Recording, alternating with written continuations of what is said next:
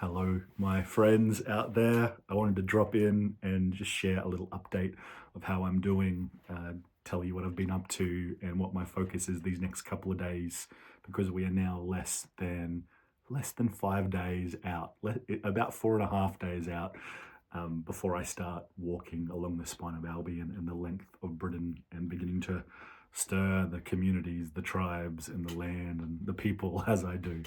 So this is a little check-in coming up to that. I like to give a little rundown of what I'm up to at the start of the video, so anyone watching this for the first time just knows the context for why we're here and just gets a little summary of, why I'm doing these videos.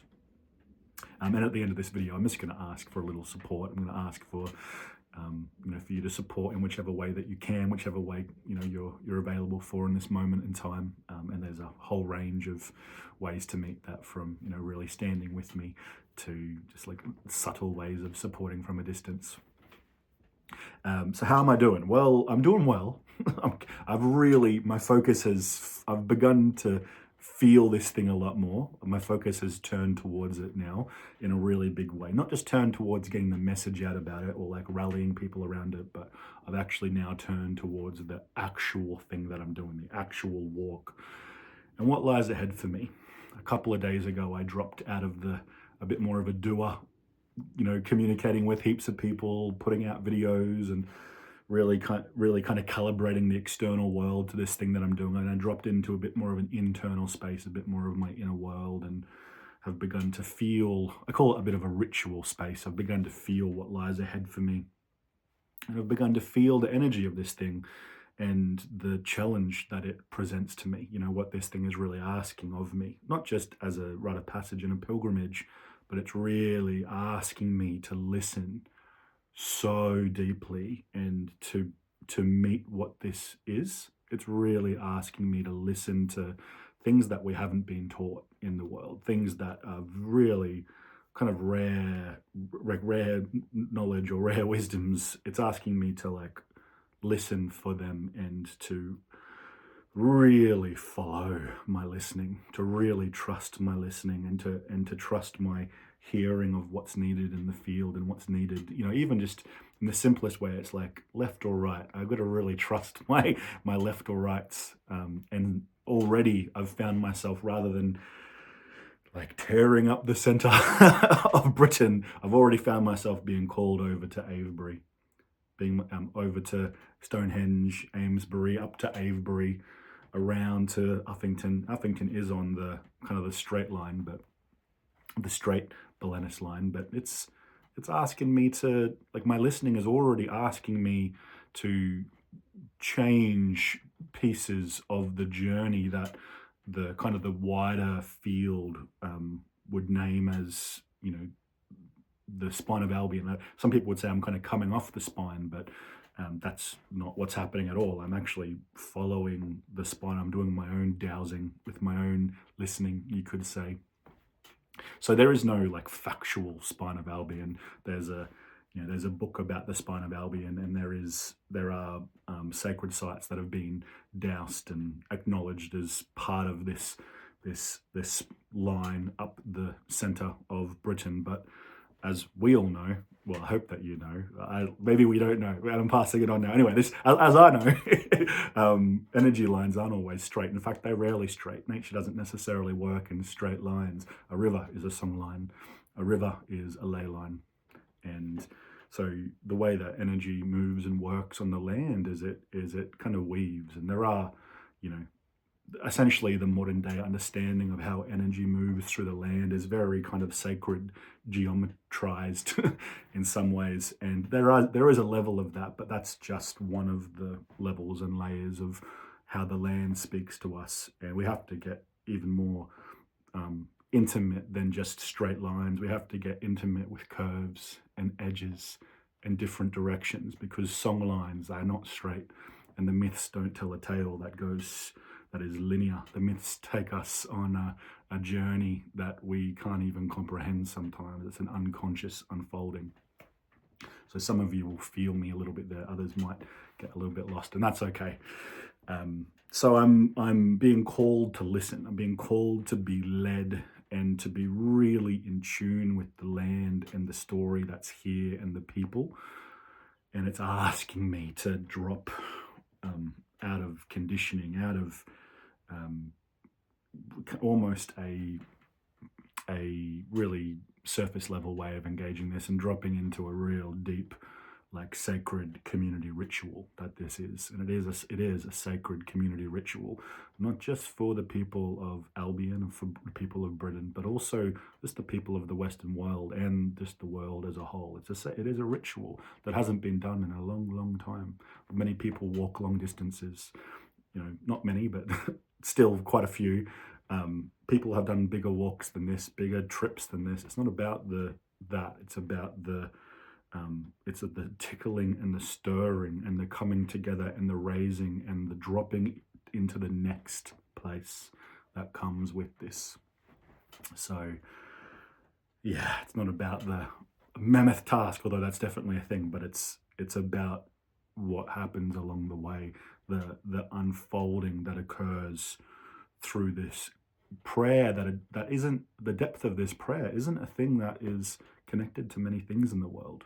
Like, not many things move with this quality of prayer in it. So I'm really present to that, and part of my hope is that by in doing this, others will see that and they'll be like, like the deeper prayer, like the deeper story, and they'll learn from this and then move a little differently themselves.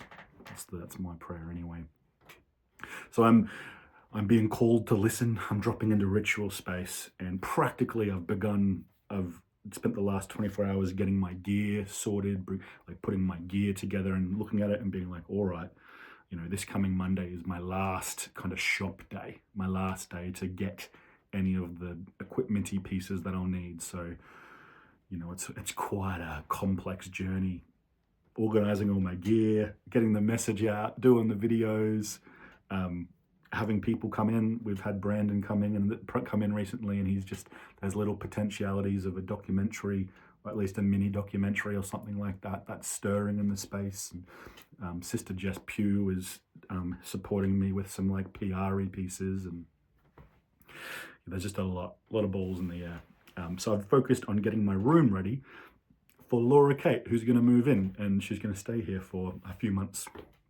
And she's a dear friend, and she's stayed at our house before, and her and Shannon get on really great. We almost couldn't have asked for a better outcome than Laura Kate coming in and taking over the room, but I have to get it ready for her. So I'm just clearing the room out and, making it available for her to come and live here. That's what my focus has been the last couple of days.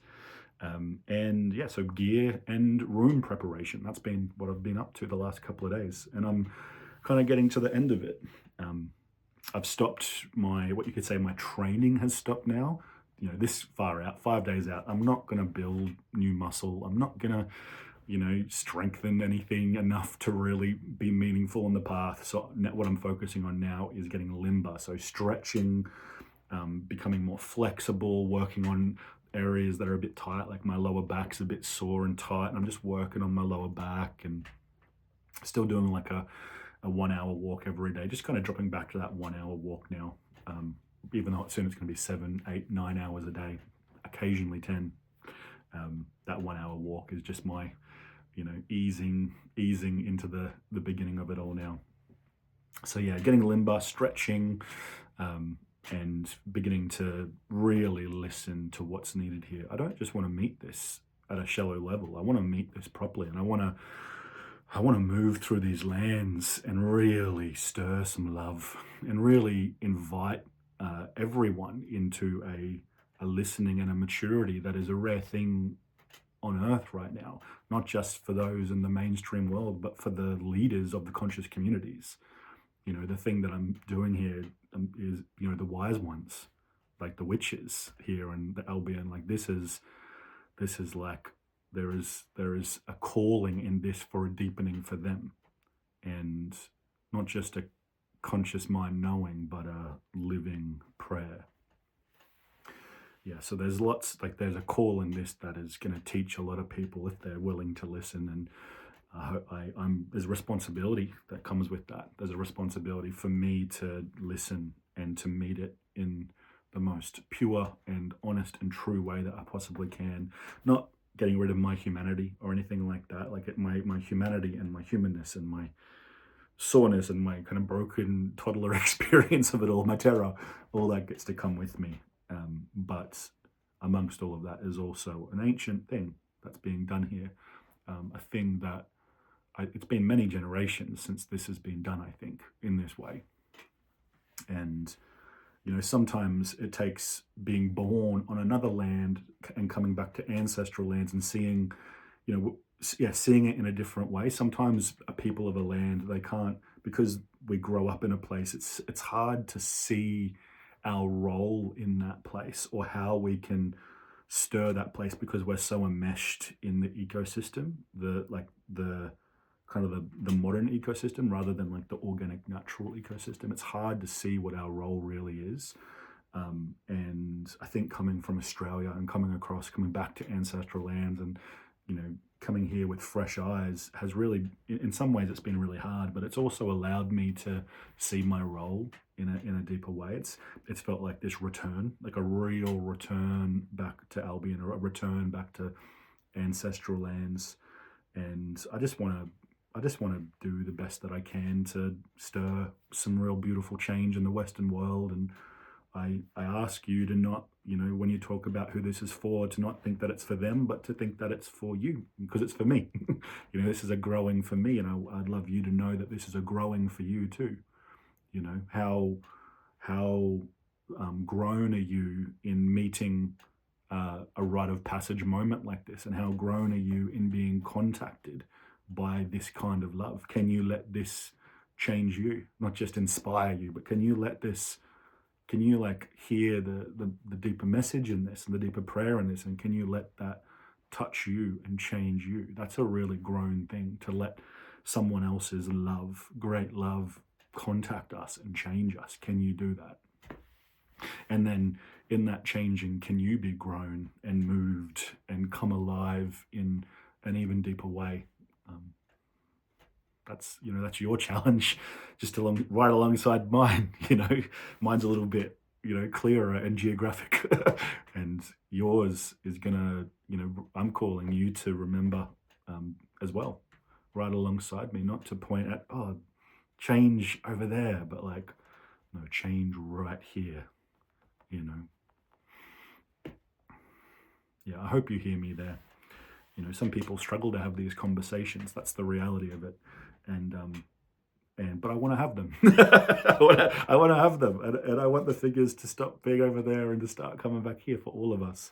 And not blame fingers, but change fingers, transformation fingers, grown humanity fingers. What true conscious humanity is. Not that, but right here. The best of us can point back at our own chest.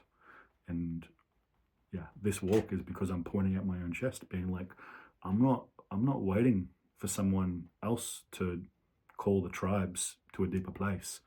I'm going to call the tribes to a deeper place. I'm not waiting for someone else to stand for cultural renewal and begin to stir the pot of genuine cultural renewal. I'm going to do it. I've spent the last 5 years doing wisdom circles with wise ones and elders and aunties and uncles. I'm going to do it. I'm going to do it. It's not someone else, it's me, you know, and you're going to have your own. It's not someone else, it's you. And I think that's part of the kind of growing up into like true adulthood in some ways, is realizing it's not about someone else, it's about us. And it's not that we have the answers always. It's actually about that we have to be willing to be a kind of love that doesn't really live on the world right now. Doesn't live here right now, but it wants to. It wants to come alive. We want to come alive. And I hope that this walk can touch you in a way where you come even more alive. And I hope that you hear me as well, because I'm bringing with me some things that I've worked really hard for, things that I've bled for, things that I've sweated for, things, wisdoms and rememberings that I've suffered deeply for. And I'm kind of bringing them forward, and I'm offering them for free to the wider tribes. And I hope that you can hear that these are some really revolutionary whispers in these times.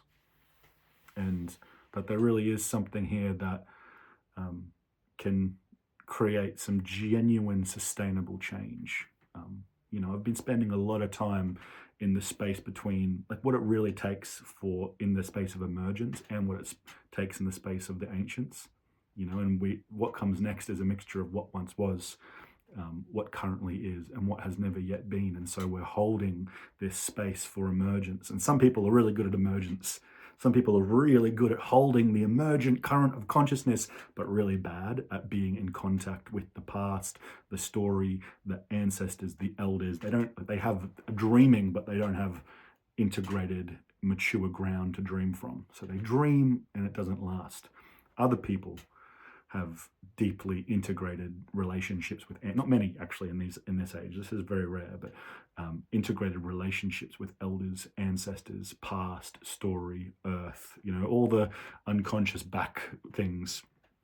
People have a relationship with that, but they're not necessarily good with emergent consciousness. They hold to the law, they hold to what was, but they're not very good at letting the seeds of life penetrate through and new colors and new threads emerge. And we need both in this world. And I've spent a lot of time sitting with both of these places and the current present, and the present as well, and working out and considering and learning and being touched by life to know how these come together. I'm not finished yet, but we have a lot of pieces. You know, we've spent like thousands and thousands of hours in circle and in exploration and in the unpacking of these pieces. So this journey, I'm going to share some of that along the way, you know, and if someone comes and walks with me or someone comes and sits in circle with me, I want to hear from you and I want to share from me as well. So yeah, it's big life. It's big life, and it's moving, and it's close. It's very close. I hope you can hear me within all that. I would love your support. I would love your support to make this happen. This is my last kind of like, I think it's my last push for some support. I might do one more actually in a couple of days, but if you haven't already, and if you're able to, it would really support me if you either use this moment to contribute to the GoFundMe, even if it's just a few dollars or pounds. It would just really support to get the energy flowing there, and to I do need some support to kind of do this thing. It's definitely come at a time where financially I shouldn't be doing it. Like it's like, you know, it's asking a lot of trust from me is what I'm saying here. I'd love if you're able to for a little support. That would help. And if not, GoFundMe. Maybe you want to get yourself a hoodie, or like, you know, for £7 you can get a mug, and just little bits of all of that just help to make this happen and help to make me, I suppose it lessens my suffering a little bit. Is one way to say it. It makes it just a little bit more achievable, and it helps me to get to the next place, or to reset, or to do, you know, the laundry at a particular place.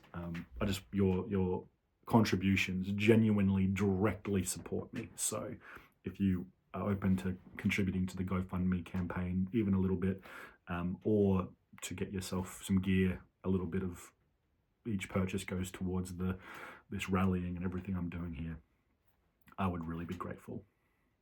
Yeah, thank you for taking some time with me today. I'm going to go over this room one more time and see if there's anything else that I need to get set or put away, pack away, in the lead up to Laura Kate moving in on the 31st. So yeah, not long now, 4 days until Dan Swan and Benjamin Wallace arrive here to stay the night before we head down on the 30th to begin on the 31st. So it's close, guys. We're not far away now. I love you all. Thank you.